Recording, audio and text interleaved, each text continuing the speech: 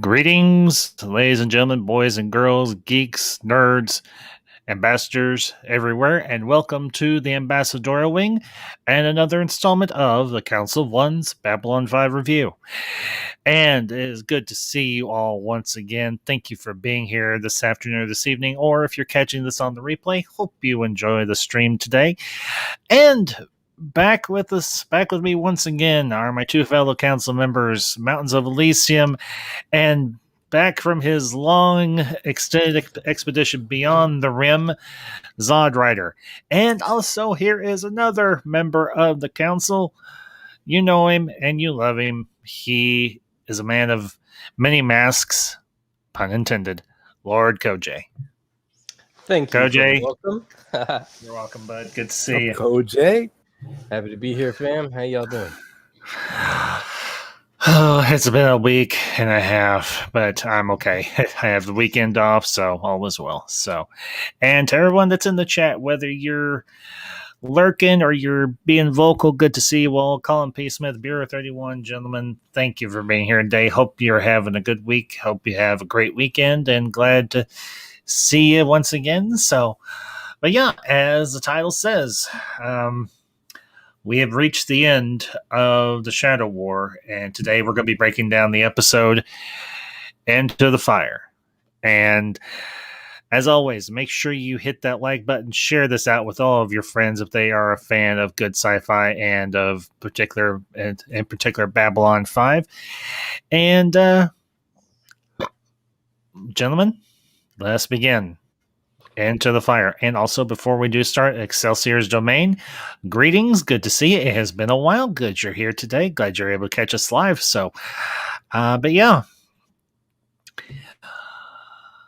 Like I said, we have reached the end of the Shadow War. And our fellow council member, who unfortunately cannot be with us today, Fiona Wolf, she was kind enough to make a short video giving her own thoughts and opinions on this episode.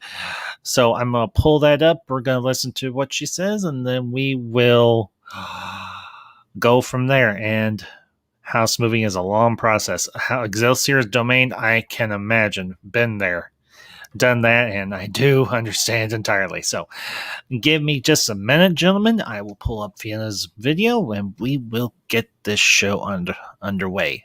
Not that it hasn't been underway already. 2 seconds. Share audio. Windows. Nope, that's not it. Chrome 10. There it is. All right.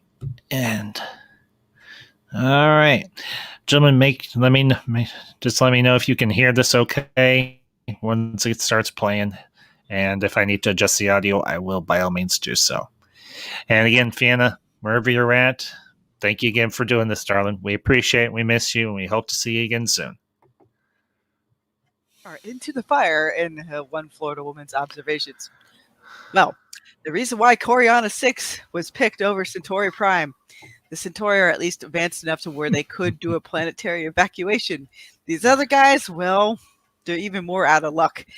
And it was kind of a bit of a numbers game. Like, apparently there's a little bit more people on Coriana 6, in terms of the overall Centauri population. I'm like, oof. But then again, the trouble isn't over for Centauri Prime. It's only just beginning. Oh, boy. But yeah, in this particular episode, Lorien offers to go with Ivanova to gather up the remaining first ones, because that will be an important point to basically handing things off to the younger races. Lorien doesn't want anybody left behind when they decide to shove off for the wider frontier, even though that wider frontier absolutely terrifies the Shadows and the Vorlons. Because I'm thinking way back when they probably decided to be shepherds for the younger races, because at least the wider universe that they were involved in was something that they knew, at least, or were more familiar with. But sometimes familiarity breeds certain kinds of habits, and well, they lost their way as shepherds, as we will eventually see later on in this episode. Oh, and boy. But yeah, and then overall, um, when Sheridan's telling Ivanova, okay, you better haul ass to catch up with us, Delenn is yet reminded of that human phrases that she misunderstood earlier, like motor butt. Yeah, it's like you humans have interesting idioms with your language. It's like, yeah, yes, they do. But at one point, Lorian does have an interesting conversation with Ivanova, and she's she's making a comment to him like, what, I like essentially like what it's like to live longer like that. And he remarks at one point, with people with shorter lifespans will believe that love is eternal because they perceive time differently.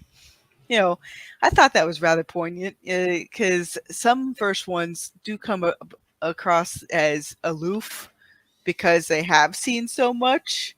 And, I guess to them, certain kinds of things feel more transitory. But the discussion of like how the very first ones were very long lived and they were kept in control by very low birth rates. So it's kind of like an offset.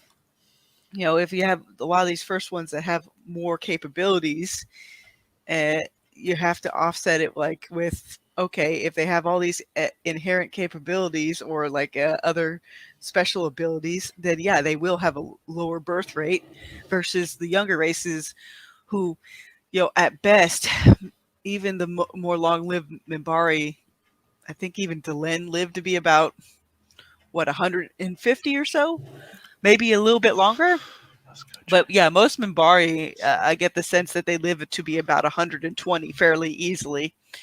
And even most humans are living into like 100 years old with the tech that's there. But the first ones themselves, 1,000 years is probably a drop in the bucket for some of them. So it adds for interesting dynamic, just if you take a look at Ivanova's conversation with Lorian, which makes her own kind of romantic aspects even more heartbreaking in some ways, because it's just like, yeah, humanity and everybody else already has a short enough life in comparison to these first ones. And Ivanova just keeps batting zero when it comes to her romantic life.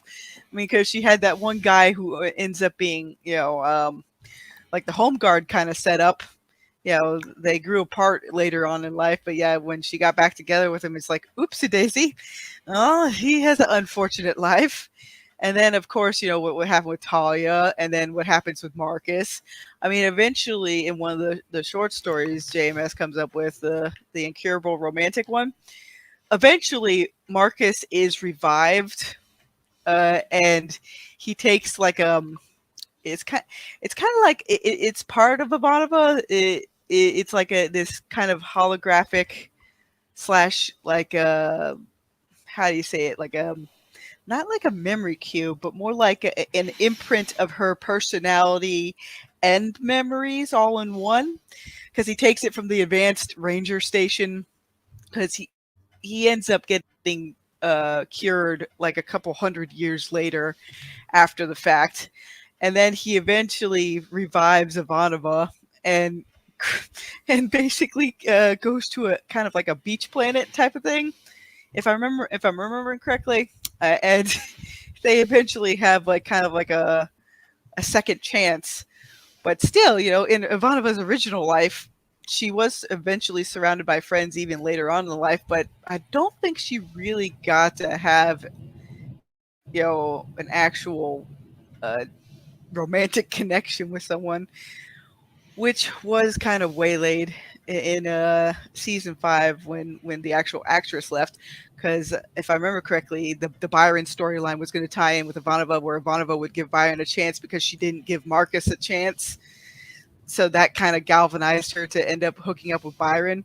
But of course, that was put on to Lita more later. But to get back to the main episode, yeah, it's just it's an interesting mix of like, how would you really take down a Kardashev like 5 civilization when. Okay, we're going to pause there for now because Fianna's put a lot out there. So, guys, I'm not sure what happened to Zod Rider, but if he comes back in, we'll obviously lay him back in. So, your thoughts on what Fiona's had to say so far? Because, wowzers, she packed a lot in. And that's only Yeah, I for just 6 love minutes. listening to her talk. Yeah, we should get her to pack for if we're going on holidays to really stuff so much into that suitcase. Yes. So, gentlemen, your thoughts? Yeah. Well, yeah, there's a whole lot to delve into. I suppose I had some notes on Lorianne myself and her touching on that conversation that he had with Ivanova. That was Yes. a really, really touching. In her apartment, right? That one? Yes. The air quarters there on the station. Yeah. And what is it that only a race so short-lived can imagine that love is eternal? And I wonder how, in some ways, how true that is, because Lorianne has like a bittersweet melancholy about him. He's the last. He was first, and now he's the last. All of his race are either dead or gone beyond the rim. And I wonder, is that almost an attitude born from loss? That had some of his race still been alive, would they still be capable of long-term love or long-term bonding? And that's just his perspective on the universe. Not that it's true, right? It's not right or wrong, but it's just a question. I'm theorizing that the perception of love is one that is carried in remembrance, meaning like no matter how far apart you are from someone you are in love with or practicing love, be it friend, family, and whatnot, is that when you're apart from them, you're still loving them from a distance. And then when you're gone, people who remember you still love you. And then when they're gone, then the love is no longer practiced. Kind of like a lot of South American cultures believe that, you have to be remembered in the living to, carry on in the afterlife or something like that. And just in my perspective from that, I'm wondering if that's what Lorianne is perceiving. Like if he is the last one in his area and he sees he's the only one who remembers, but no one else is there to remember with him about past love. Maybe to him it's temporary, but like I said, a second to him could be like a decade or a millennia for us. Well, yeah, because this is the truly interesting thing about this particular part of the episode is the fact that it is very much a tying up of main loose ends, but it's introducing a lot of really interesting concepts and especially through the lens of Lorianne, because he is often, there's a lot of mystique and a lot of mystery around him as a character because we don't know much about him. I mean, he's on only 3 or 4 episodes, but he carries such a wealth of knowledge, and you almost wish, hey, could you just stick around for maybe 1 or 2 more episodes? Because I'd still like to know some more about what you have to say. But his whole monologue on the concepts of love and his own existence itself and the existence of the other first ones is very interesting, because if you think about it, we perceive love as very much in the way that Lorianne says it to Ivanova. We believe it can be eternal, but we don't really have a frame of reference for a person who is essentially immortal. What would love perceive to be to them? I mean, there's only one other fantasy or science fiction franchise that has really even tackled that whole concept, and that was, of course, Highlander. If you remember, Ramirez says to McLeod, leave her, brother, because you will be in constant mourning of her for the rest of your existence. And he's like, he shows them the katana that his first love's father made for him. She's like, it's one of a kind, just like her. He's like, I spent many centuries mourning her. He's like, I would save you that heartbreak. But for McLeod, he can't. Because to him, his first love is obviously, for heaven's sakes, I can't remember the name of the woman, the Scottish woman that he fell in love with. Mm-hmm. What was it, Elysium? Heather. I was trying. Heather. Yeah. That was it. Heather. Yeah. Because you remember, he goes to the Catholic Church and he lights a candle and he says a prayer and he sits in remembrance for her there in the Catholic Church, and that's when Kurgan comes in. But I digress. But he still carries a torch for her, even though he falls in love with Roxanne Hart's character, Brenda. And if you kind of pair those two dynamics together, we get somewhat of a very good idea of what it would mean for someone who is immortal to carry a flame for a past love, but still have it in your capacity to carry on that torch, but still find room in your heart for another one. And I have to admit that Lorian's entire monologue, and not just this one in particular, but also his thoughts on how they're going to solve this war. And I'm sure Fiona covers that later on. But he's like, you can't fight your way out of this. You have to understand your way out of this. I love that part. He's absolutely right.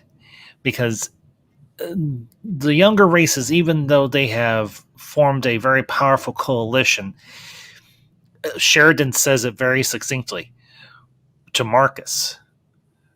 Defeat the Vorlons and the Shadows? No way. And then Marcus is like, well, what are we doing here? And he's like, hoping the truth will set us free before it kills us. And that's very true. That is very, very true, because it is not through strength of arms that brings them victory. It's through understanding, it's through dialogue, it's through reason and debate that ultimately solves this conflict. So if you guys have any other thoughts or anything, please go ahead and share them now, and then I want to finish up Fiona's video, and then we'll move on from there. I have no thoughts. Well, I have a few, but I'm curious on what you all and Fiona says, and then I'll add to it after her video. Okay. We'll let Fiona have her say, and then we can jump in. Yeah, that's fine. That's fine. Okay. 2 seconds. And I'm not sure what happened to Zod, but I sent him a message and everything. Hopefully I get a response back from him. Someone in Brown Sector abducted him. That's entirely possible, too. Oh, we'll have to send a search party. All right. Here we go. And you yourself, your civilization is at best like Kardashev 2, maybe Kardashev 3, where you have command of your universe. But yeah, those guys are a few power levels beyond you for the moment. Oh my.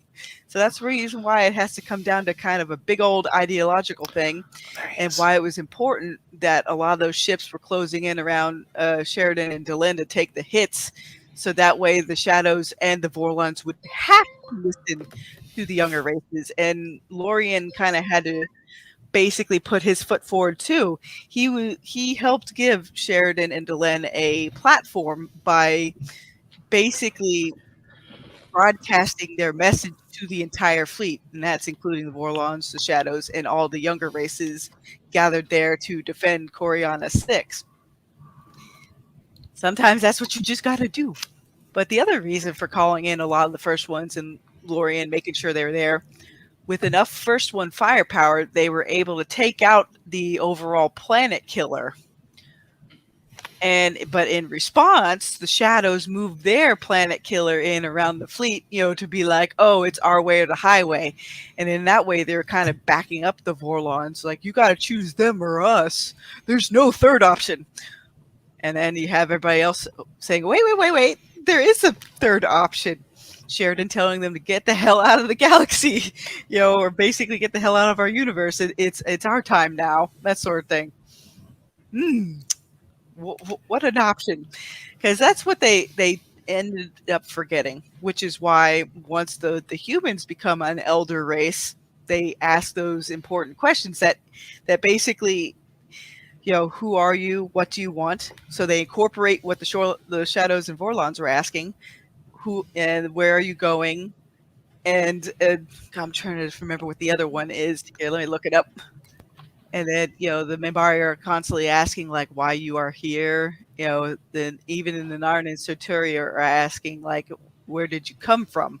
So they try to incorporate a lot of the questions the younger races had with the overall questions that the elder races were posing.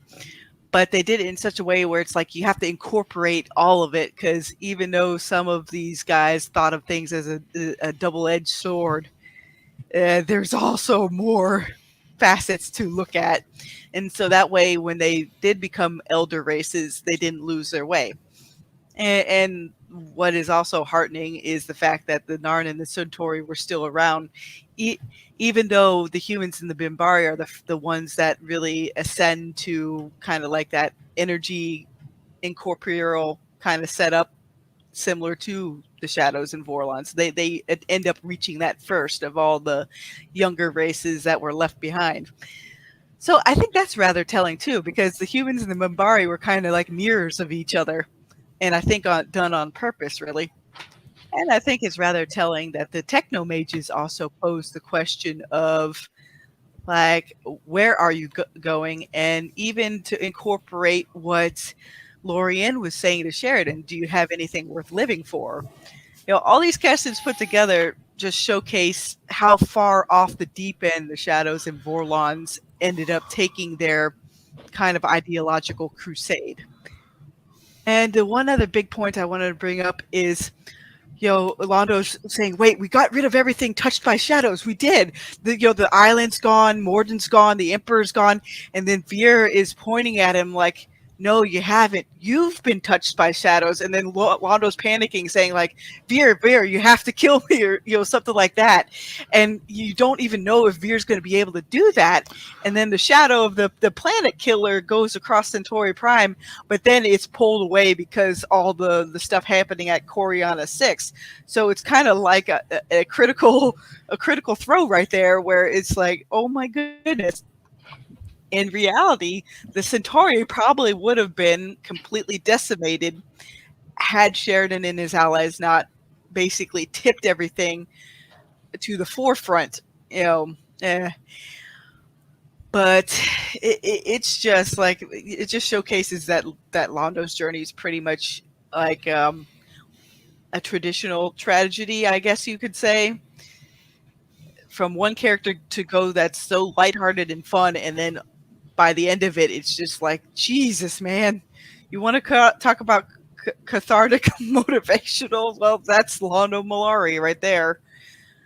Oh, man. But yeah, like, I don't think Veer would have been able to kill Londo. Like, he had a heck of enough time doing that to somebody that was pure crazy and evil, like, the Emperor. Londo is just tragically misguided in most instances. I mean, sure, it was his choices to make, and the Lady Morella did warn him, like, you have X amount of things you can do, so you don't completely fall off the deep end. And in the end, he does end up saving himself somewhat, but he comes very close to basically ruining a whole lot of things so many different times. And the fact that the Drakh are there to ensure that Centauri Prime becomes isolated and by itself, in a lot of ways. But on the offset, Veer is the one that ends up bringing a lot of the Centauri together. So without Londo to go through the muck, what would there have been for Veer to pick up later on and basically heal the Centauri, essentially? And poor Lita is also still used as a proxy, but this time by the Shadows and the Vorlons. Because at one point she's possessed by the Vorlon, and they were trying to basically pull Sheridan and Delenn apart, and both sides were talking to Sheridan and Delenn. You can see it as it cuts away and how they're all talking. But see, the thing is, both the Shadows and Vorlons thought this would be more private conversations. Nuh-uh. That's why Lorien stepped in and broadcasted everything to everybody in that sector so that they could understand what was at stake, conventionally and ideologically. So how are you guys doing? Hope you're having a good day. I should be available next week because next week I'll be available for Friday because for once work is not going to have me in on a Friday. See ya. Ladies and gentlemen, if you have not subscribed to Fiona Wolf's channel, and I imagine Elysium or myself will drop the link to her channel, I highly advise you to do so if you are not already. And if you catch us on the replay, go show this wonderful woman, this geek amongst geeks, some love and some support for her channel. She may say she's just doing catch as catch can, but she does a lot of very insightful and a lot of really solid content. So, gentlemen, your thoughts on what Fiona had to say, and we'll move into general discussion on the episode itself. The floor is open. Let's have at it. Dang, where to begin? I do want to. First thing that came to mind was that she mentioned. I forgot when. There's a little bit of foreshadowing here for the end of the saga, which is interesting because at one point, for the longest time, season 4 was going to be the last season. Right. Yes. But then we got a season 5. And then when we get to the last episode of season 4, I believe we'll go in more detail about that. So that being said, this episode drops a lot of foreshadows. 2 of them that I saw. One when she said where Londo looks to Veer and he says, "No, kill me, Veer, kill me." Now, that shows and illustrates how far he will go to save Centauri Prime. And as we've kind of already seen recreation in War Without End, Part 2, I believe, in the future.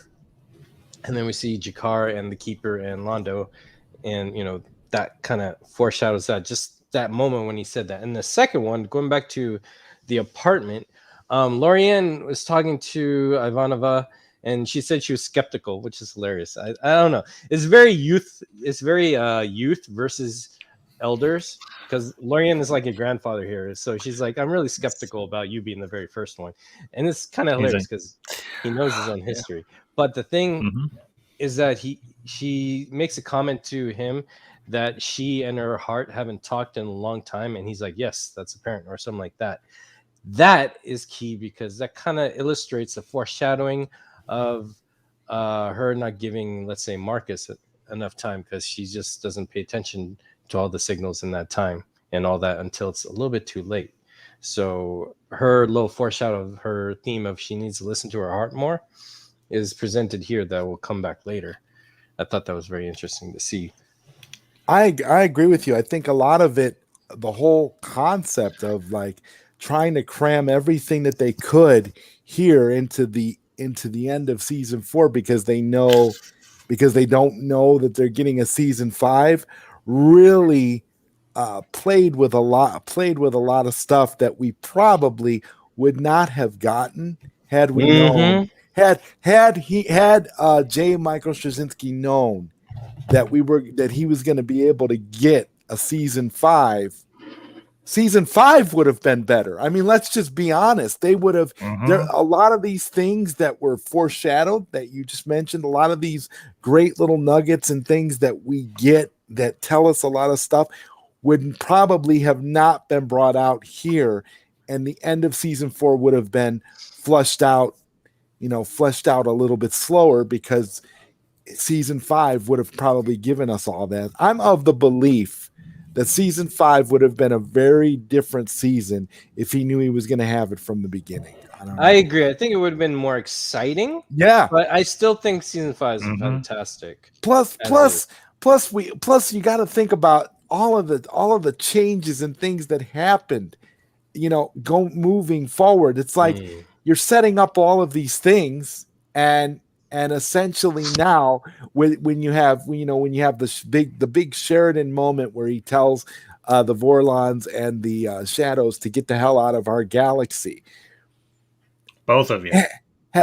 Has Sheridan essentially become a gatekeeper now? I mean, I just have to throw that in because it's like, now. So what are you saying? Are you saying that the younger races are more important than the first ones because you are now you've now dominated? You don't want, is it because you know now that the first ones cannot peacefully coexist with everyone else? I mean, it's just sort of, and so I started thinking about all of that in the way that, and I mean, that line is incredible. I will say this: Sheridan has some of the greatest, most just inspirational leader speeches in Babylon 5, and he just comes up and he delivers everything so perfectly, and it's like I don't want to move too far ahead, but when he said "get the hell out of our galaxy," I kind of was reminded by a scene that happens later on in the episode. I think that the episode was called. What was the episode called? The episode right before the final episode. Is it called Intersections in Real Time? It might I be. think Intersections in Real Time is not the one where he's tortured. No. The one. What was the name of the episode right before? It's slipping my mind right now. The episode right before Objects at Rest and Objects in Motion. No. The episode right before Sleeping in the Light. The last episode of season 4. The last I'm episode, bad. I just know that second. The second to last episode of season. Are you talking about season 4 or season 5, Zodrider? Season 4. Season 4, the episode before Deconstruction of Falling Stars. Deconstruction of Falling Stars. That's the episode I'm talking about. That was the last episode. That was the last episode of season 4. Right. Reshot because they moved Sleeping in Light to season 5. Yes. The episode where the episode where basically they are seeing they're no longer alive. They're just like computer manifestations of themselves. And yes, that's Deconstructing Falling Stars. And they turn and they actually turn Sheridan into a Nazi-like tyrant. Yes. When he delivers that speech, I was reminded about when he told the Vorlons and the Shadows to get the hell out of our galaxy. Because he delivered it so well with so much power and conviction that when they made him into like a tyrannical, it made sense how they were able to do that, how they were able to manipulate from that perspective later on in the future because of Sheridan. I think because of Sheridan's attitude towards at the end of the Shadow War. It kind of all kind of plays into that, like what we were talking about with the foreshadowing. So actually, I think as you mentioned that, and Garibaldi switches it around. That is what Garibaldi was programmed in his head to see Sheridan as. Exactly. So it's almost like that was like a healing. Program saved. Yeah, and it really Garibaldi. Yeah, it showed him turning it on as giving it a chance to repent for what he did. Yes, because Garibaldi seen everything from that perspective, seen Sheridan as that, and because and it was like they took that suspicious part of Garibaldi and basically just accentuated it by like 1,000. And just as a quick aside, I actually think that Sheridan was giving Lorien's speech. Lorien did tell him that for the younger races to flourish, the old one, the more evolved, have to be gone because there's just too much of a gap. Yes. So that's why he had to search for all of them. I think Sheridan was speaking not just for himself, for all the younger races, but he was speaking in unison with Lorien. But he had to say it, Lorien couldn't, because exactly. Lorien is almost like the Christian thing is free will. He cannot tell someone to do it. Well, Lorien is essentially one of the old ones himself, so it's essentially hypocritical for him to come out and say those words anyway. But at the end of the day, it's like you look at Sheridan and he's the perfect one to say it. Yes. And Well, it actually, but at the same time, though, it sets him up later down the road because now they can use him. I don't know. It all just comes together and makes so much sense. It's ridiculous. It's ridiculous how seamless and on point this entire series is. Really. Well, here's my perspective on this. Sheridan and Lorien have a very interesting relationship. It's a very short one, but it's a very impactful one for both individuals, because I think Lorien gets just as much out of Sheridan as Sheridan gets out of Lorien. Agree. Indeed. And what I see is Lorien realizes that Sheridan is the person he's been waiting for so long to find him and be the catalyst for so much change to take place in the universe, or particularly in that little corner of their galaxy. And he understands that their time, the first one's time, is over.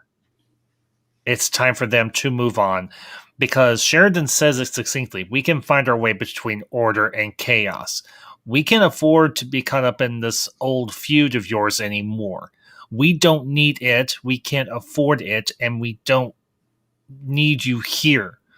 You can move on. We will find our way. We might make mistakes, but it'll be our mistakes, not yours.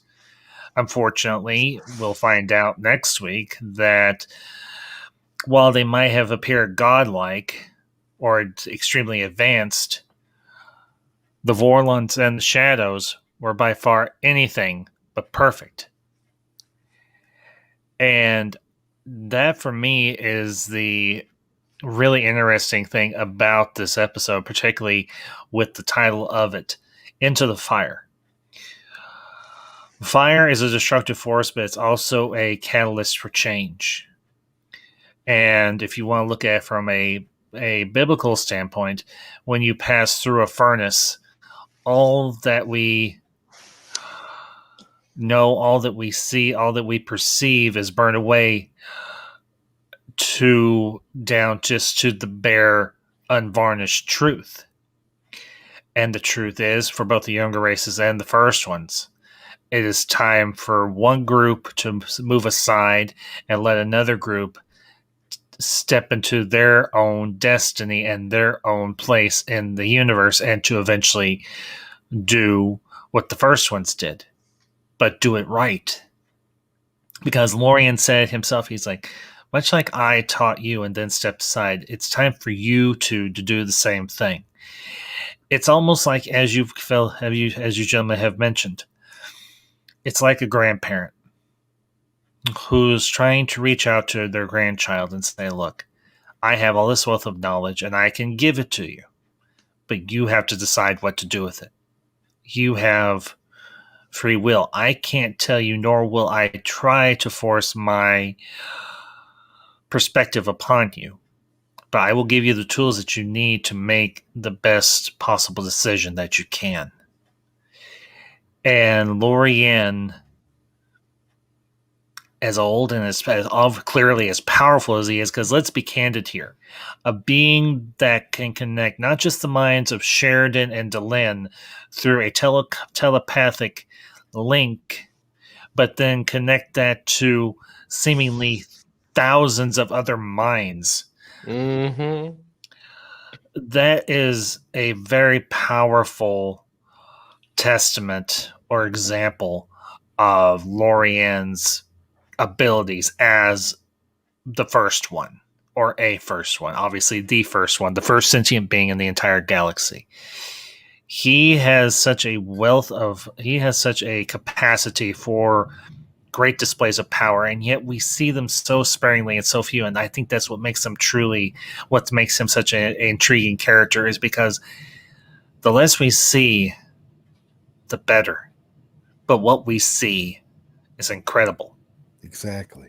I mean, let's be honest here. He could probably swat that shadow cloud, that planet killer, with just a thought. He could have snuffed it out with probably next to nothing. He could probably have done this.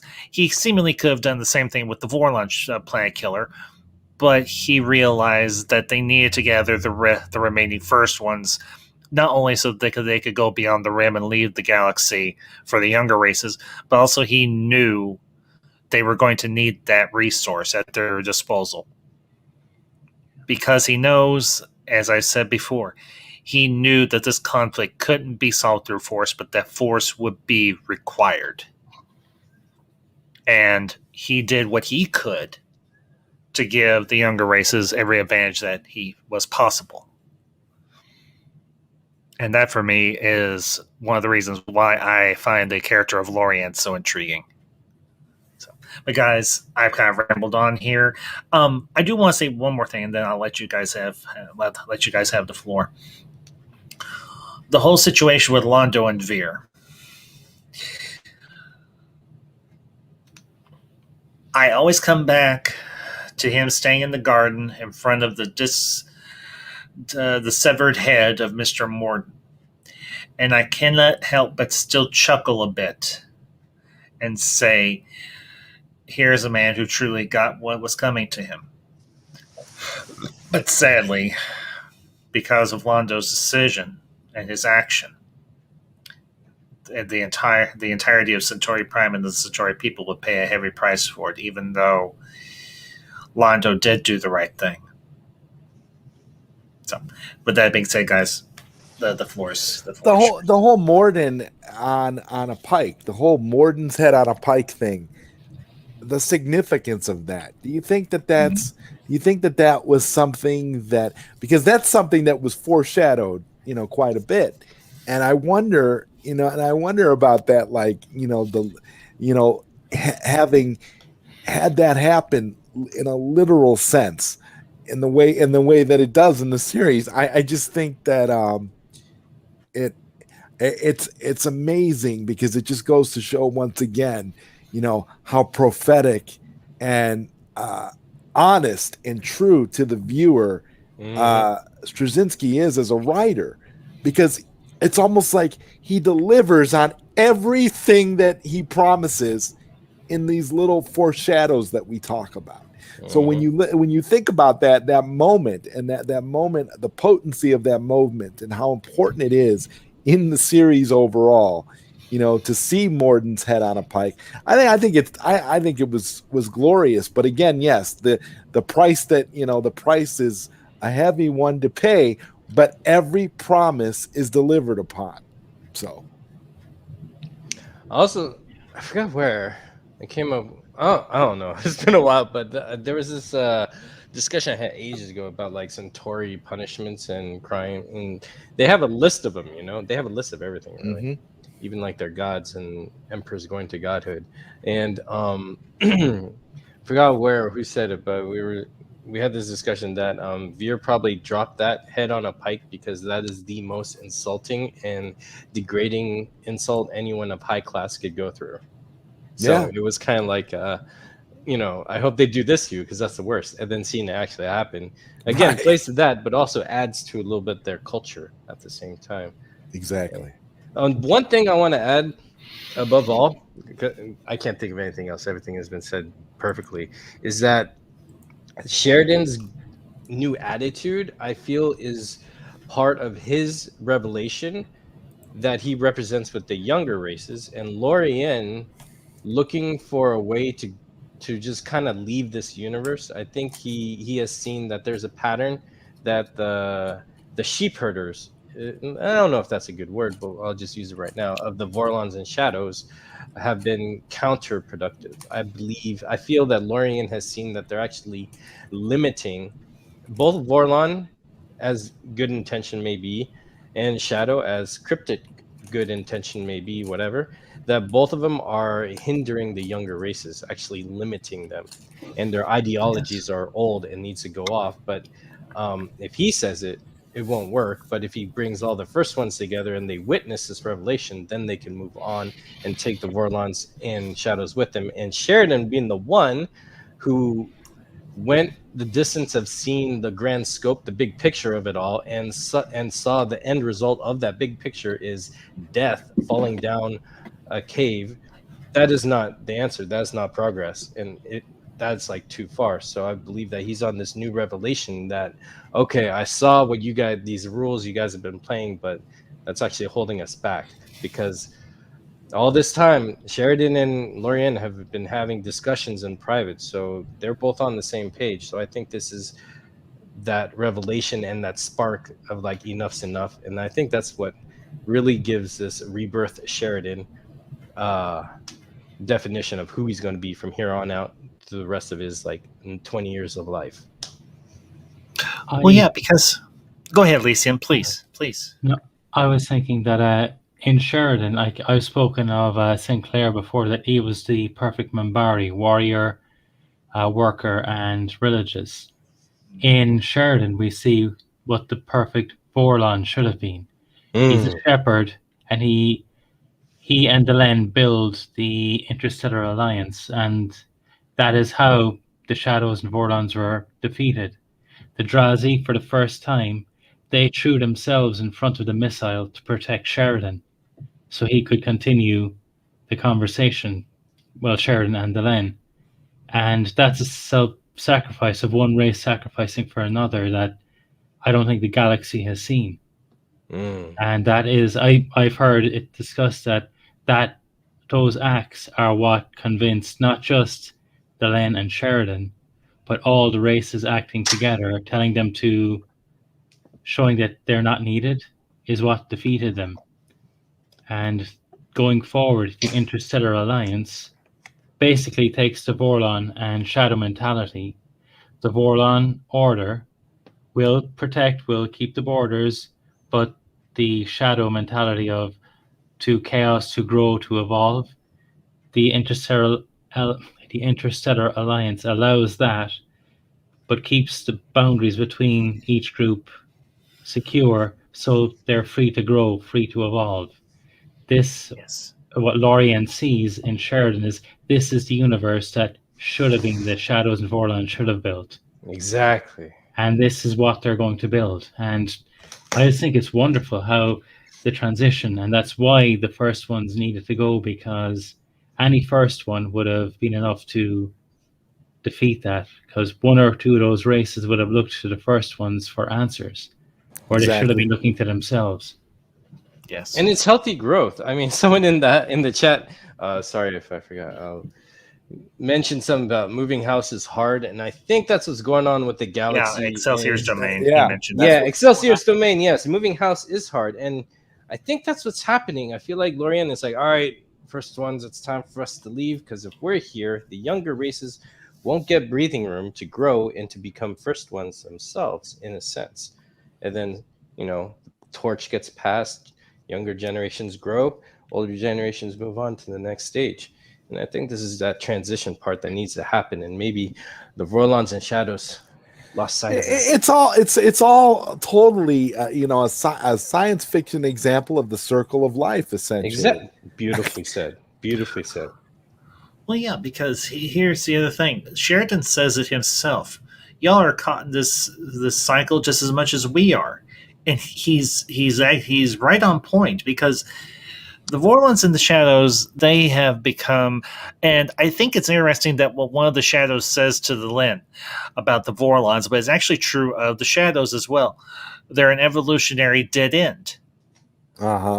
The Shadows themselves are an evolutionary dead end in a lot of ways, because although they feel the only way that any progress can be made is through chaos, through conflict. And while there is a certain truth to both ideologies, there is also it becomes a barricade or bulwark against any further progress being made. So, in fact, everyone is trapped in this whole thing, and it takes Sheridan, Lorian, and Delenn to break the cycle, to break the wheel, to kind of quote Daenerys Stormborn, "I'm not going to change the wheel. I'm going to break it." In a lot of ways, Sheridan and Delenn, along with Lorian's aid, did the exact same thing. they broke the wheel. And they set everyone else's potential free so that they could grow into their own destiny, just as Lorien said so poetically. And he says, if your races survive, I look forward to the day that you can join us beyond the rim. And he says, just outside, when he turns into his energy form, we will wait for you. And he wasn't just speaking to the younger races. He was speaking to Intel Zaw Sheridan. Because who's there at the end? Waiting for Sheridan. Exactly. Lorien's there. And, you know, this episode, while with all the bluster and the conflict and everything else that goes on, it ends on such a quiet note. You see Sheridan and Delenn there on the bridge of the White Star approaching Babylon 5. And they're talking to one another, and I forget who says which. They say one of them says, "Feels like the magic is gone," knowing now that the first ones are gone forever. I think it's actually Sheridan that says, and Delenn remarks to him, "No. Now we create our own myths. Now we create our own legends. Now we stop. Now we build the future. And now we stop being afraid of shadows." Though something waits for them on the other side of this war, that will be just as deadly and just as hard as the war that they just fought. And that is, of course, the war to depose President Clark, and of course the war against the Drakh. Both will be bloody, both will be painful, but out of them, a greater and brighter future will be realized for everyone. And that's the beauty of this series. Because here at the end of all things, one war ends. One fire is extinguished. But another inferno, another conflagration awaits us. And all will be tested. Some lost. But in the end, out of all that pain and all that struggle, the future will be born.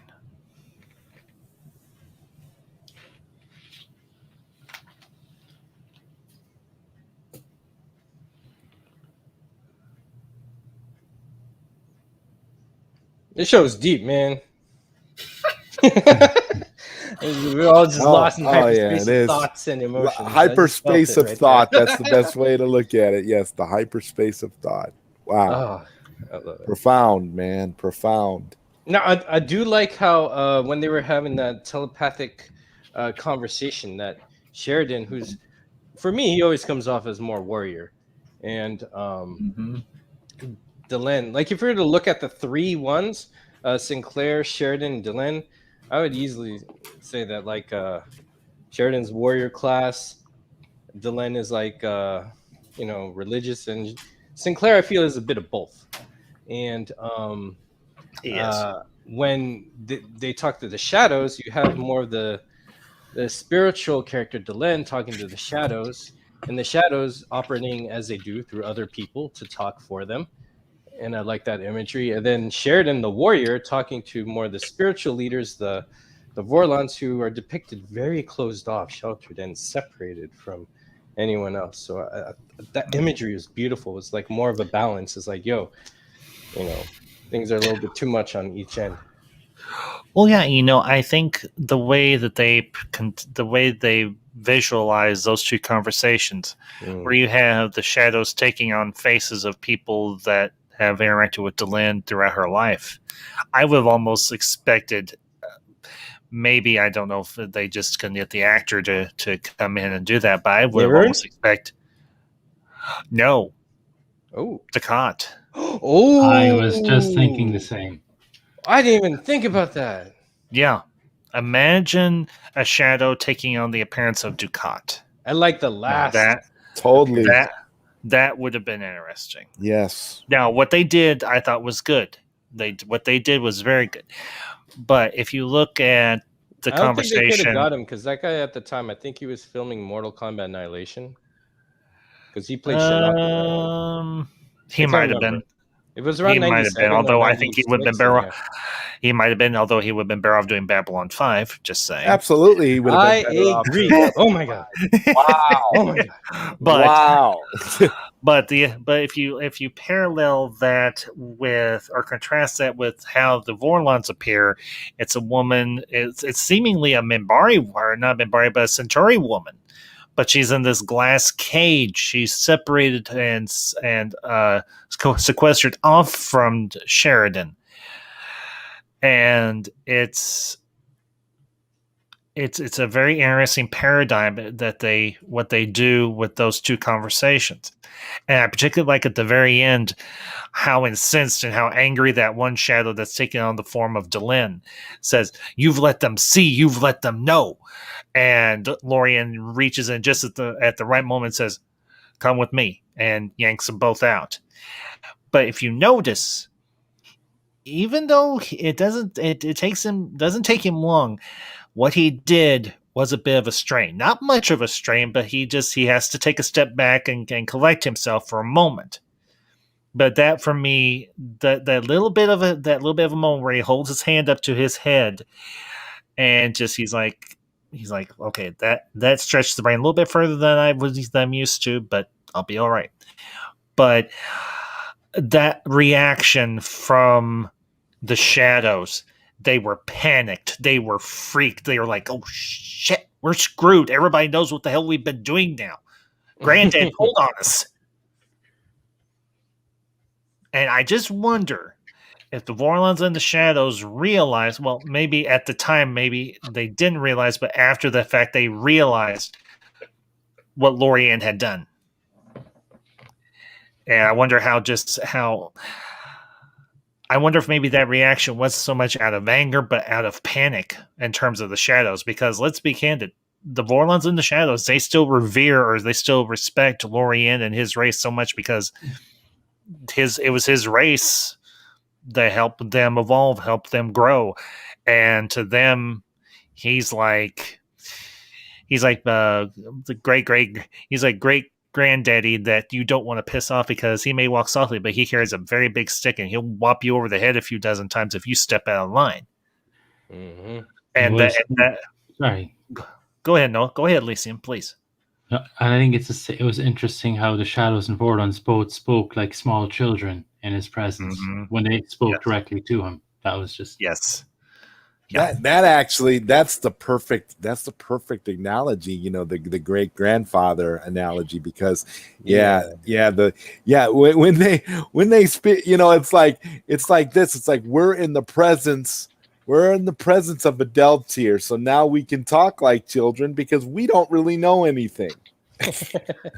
Or they forgot that they are right. Maybe they forgot their place. Maybe they were assuming the great grandfather part, and they go, "Oh, great grandfather's here."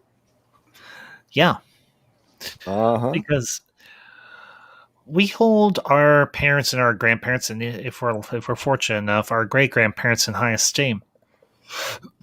And if we make them mad or we disappoint them, it hurts us. And because we know that we have disappointed them or we have hurt them or we have done something to offend them, potentially. And the way that the Vorlons and the Shadows, I do want to address Bureau 31. Was the Shadow voice done by Ed Vosser?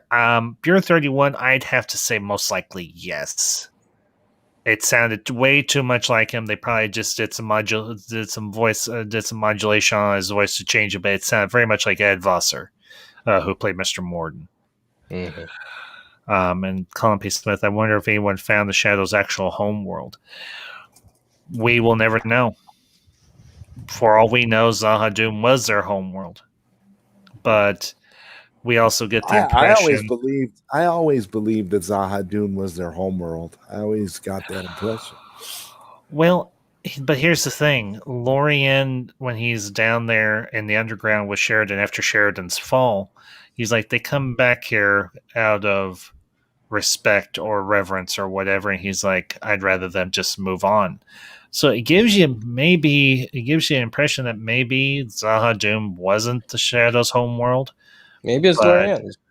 maybe it was Lorien's race's Yeah, homeworld, for all we know. Possibility, It's yeah. one of those questions we will never know unless we get a chance to talk with Mr. Zazinski himself. So, and it may be one of those things that he never really considered. We may be a bunch of geeks sitting around going, Yeah, for real. kind of like with that the part in Galaxy Quest when the group of nerds are talking to Tim Allen's character Peter Quincy Taggart, and he just goes, he's like, it's a freaking show. Go get a life. I remember that. Or kind of like that very famous story about William Shatner when a bunch of Star Trek geeks started talking about this minutia. He's like, he just looks at me. He's like, "Are you serious? Go get that a was life." actually a Saturday Night Live skit. You can watch it on was it? YouTube. It's okay. hilarious. It was like at one of like the first early Star Trek conventions, and all of these nerds are asking William Shatner all of these really difficult Star Trek Captain Kirk questions, and Shatner is like overwhelmed, and he actually tells them straight up, just get a life, and he goes off on a rant about it and starts talking about his horses and stuff, and it's really fantastic. Really fun, really funny. I don't know if I ever told the story. Maybe I have, but it's been a little bit. I actually had the opportunity to sit in on a live Q&A after a viewing of Star Trek II, The Wrath of Khan, and William Shatner was there. And me and the missus and one of my professors and his wife, we unintentionally went together because we couldn't really fraternize because he was my teacher and I was his student. But we were saying like one row behind them, and we got to see him live, and we got our picture taken with him and everything. It was actually a lot of fun. I'd never seen Star Trek II on a big screen, and it was a blast. Oh, that's a great movie to see on a big screen like that. Yeah. Yes. Well, I had never seen it, and it was just an added bonus because they had, obviously, like I said, they had William Shatner there, and you could pay extra to stay for the Q&A. And if you wanted to pay a little extra more, you could get a photo taken with him. And I actually got to fist bump. And so the Madam Ambassador, we got to fist bump William Shatner. So I'm like, hey, made my day. So that's awesome. But yeah, let's see. Arwen Chamberlain was listed as Vorlon voice, but no credit for the Shadow voice. Yeah, I'm Colin. I imagine that might have just been a snafu or something, or just simple fact that he was already there in the episode in his one scene, and then his partial scene where he was partially there, pun intended. I left a link there that it was Ed Wasser. He was uncredited, but he did the voice of the Shadow. Yeah, I saw that. Thank you, Elysium. Appreciate it. I'll bring up Bureau 31's. Come on. Bureau 31's comment here. The Shadow's moving to Lorien's homeworld would be interesting symmetry considering how humanity goes to the Vorlon homeworld in a million years. Yeah. Mm-hmm. I would still love to know.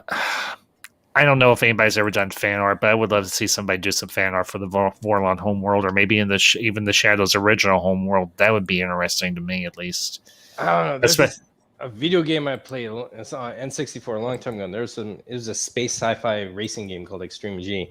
And there's this one stage that for some reason I keep imagining it was like the Vorlon homeworld. It was dark purple, intricate, windy technology, but there was this constant mist. Like you couldn't see 10 paces in front of you until the technology glows in the distance, and then you come close to it. And I just can't help but wonder. Whenever I see things like Star Wars or other things, I was like, this seems Vorlon homeworld to me. I wonder why. Very Vorlon-ish. I'm always looking for it. I'm always looking for it in other shows and games and stuff. I too would like to know. Yeah, who wouldn't? Well, if somebody's out there has got the artistic gift to do so, by all means, hey, give us our artistic rendering of what you might think the Vorlon homeworld would look like. I'd love We to see it. And we gotta find that guy who that pay. I forgot where it is. It's on my YouTube. I'll find it and send it to our chat later, and we could share it next week maybe. But there's this guy who does these, or girl, I don't know who they are, but they do these ratios of animations, and they just released one of like the size of like a Star Fury versus a White Star versus the Babylon 5 station versus a Narn heavy cruiser. Just a scale in comparison to a human. It goes from small to largest. wow, cool. I was wondering if they could recreate something like that. There's artists out there. We gotta find them. I know they've done one with the Drac mothership, and it just shows that is, was it 5 times, 6 times the size of Babylon 5? Whoa!